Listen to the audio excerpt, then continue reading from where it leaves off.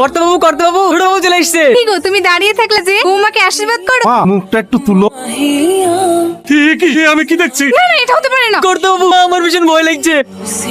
কি ব্যাপার, তোমাদের বাড়ির সবাই আমাকে দেখে এমন করছে কেন? আমিও বুঝতে পারছি না মা, তোমার সবাই সালমাকে দেখে ওইরকম আচরণ করলে কেন? কেন এরকম করেছে তুই জানতে চাস? আয় আমার সাথে। একে চিনতে পারছিস? আমার সামাদ কাকু না? হ্যাঁ, এটা তো সামাদ কাকু।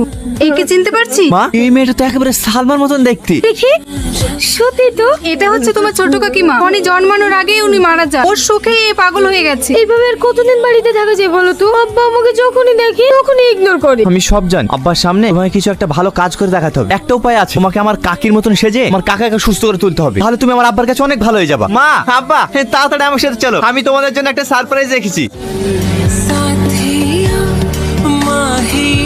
কি গো, তোমার এখনো সাজা হয়নি সালমা?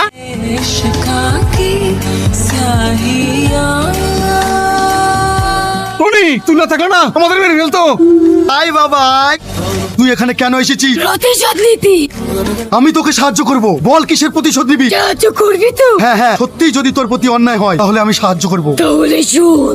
তুই কাদেরকে বাড়িতে নিয়ে এসেছিস? একটা অসহায় পরিবার বেঁচে থাকার জন্য দুমুঠো খাবার চেয়ে দিয়েছিল, আর তুমি তাদেরকে কুকুরের মতো দূর দূর করে তাড়িয়ে দিয়েছো। আমি গরিবদের জন্য দান ছত্র খুলে রাখিনি, যে আসবে তাকে দিতে হবে। তোর মতো চললে না আমাদের সয় সম্পত্তি সব শেষ হয়ে যেত। ঠিক আছে, তোমার জমি দান করতে হবে না। আমিও তো বাবার অর্ধেক সম্পত্তি পাবো, সেই সম্পত্তি আমি গরিবের মাঝে দান করে দেবো। তোমার ছোট ভাই যদি সব জমি গরিবদের মধ্যে বিলিয়ে দেয় তাহলে তো আমাদের অনেক ক্ষতি হয়ে যাবে। এত সহজে সম্পত্তি আমি নষ্ট হতে দেব না। আপনারা সবাই জানেন আমার কোনো উত্তরসূরি নেই, তাই আমার সয় সম্পত্তি আপনাদের মাঝে বিলিয়ে দিতে চাই। কাল দুপুর বেলায় আপনারা সবাই আমার বাড়িতে চলে আসবেন, আমি আপনাদের পাটটা দিয়ে দেবো। আপনি শুধু গ্রামের মানুষের কথা চিন্তা করেন, কিন্তু আপনার বড় ভাই সব সময় চিন্তা করে ভাবে গরিব মানুষকে চুষে তার সম্পত্তি বাড়াবে। আজ আমার খুব আনন্দ হচ্ছে। আমি বড় ভাই হয়ে যা করতে পারিনি, ছোট ভাই হয়ে তাই করছি। আজ আমি তোকে প্রাণ খুলে আশীর্বাদ করছি, তুই আরো বড় হয়ে গরিব মানুষের পাশে দাঁড়া। এই দেখো, এত বড় একটা মহৎ কাজ করতে যাচ্ছো, একটু শরবত খেয়ে যা।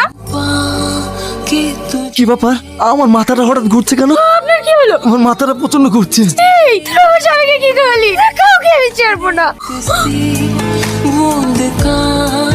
তোর সাথে যেটা হয়েছে অন্যায় হয়েছে, তার জন্য আমরা সবাই তোর কাছে ক্ষমা চাইছি। যা, তুই এখান থেকে চলে যা। আমার সঙ্গে যা হয়েছে এটা তো সাহায্য করার কথা, আমাকে তো এখান থেকে চলে যেতে বলছি।